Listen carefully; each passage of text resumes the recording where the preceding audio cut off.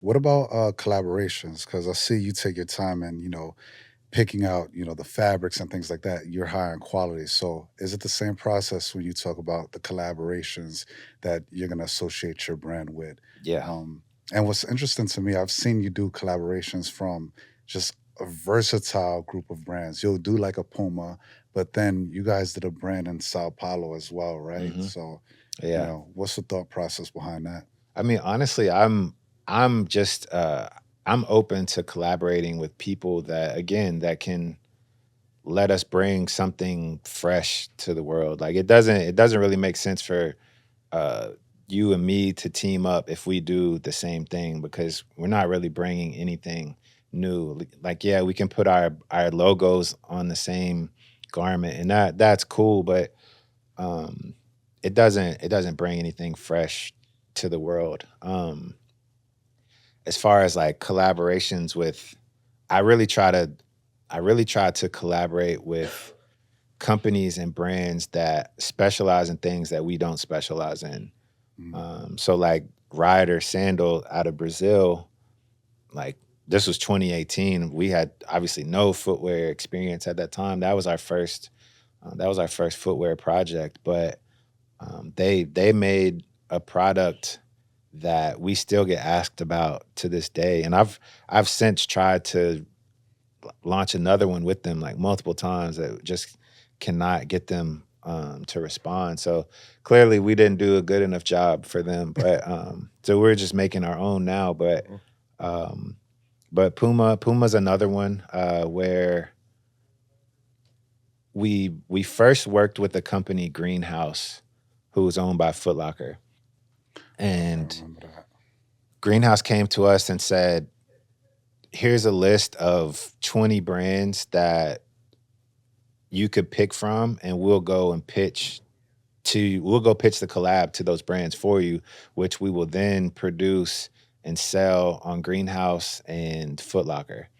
And so we went through the list, and it was, of course, your Nike, Adidas, Puma, maybe Reebok, G Shock, North Face, Vans, all of these brands. And I very early was like Puma because this was before they had the projects with Ruigi. Hmm. Um, Not that they weren't already working on them, but they hadn't launched at least, so we didn't know about them.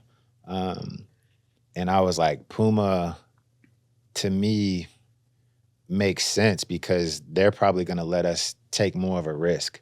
Yeah. Nike's already what Nike is. Adidas at the time is what Adidas was at that time.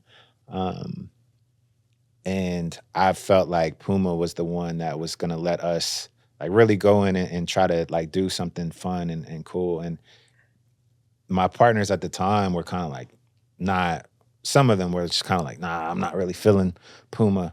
And then we ended up doing Puma, and it didn't do what it was supposed to because it ended up obviously it was going to launch 2020.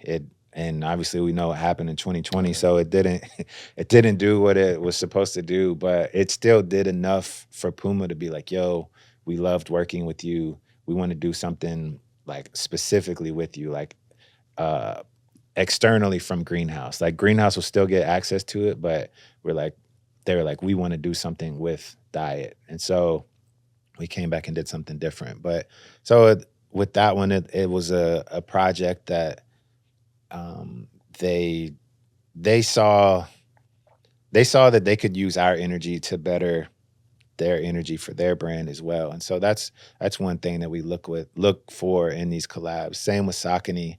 Um, Saucony is a funny one because they brought me on to do uh, the grid web, which is a silhouette that they don't sell anymore.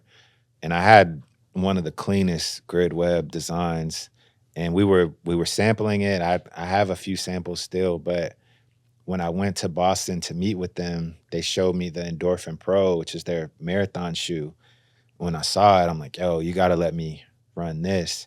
And I was saying that like, "You got to let me run this, but still let me get my grid web off too."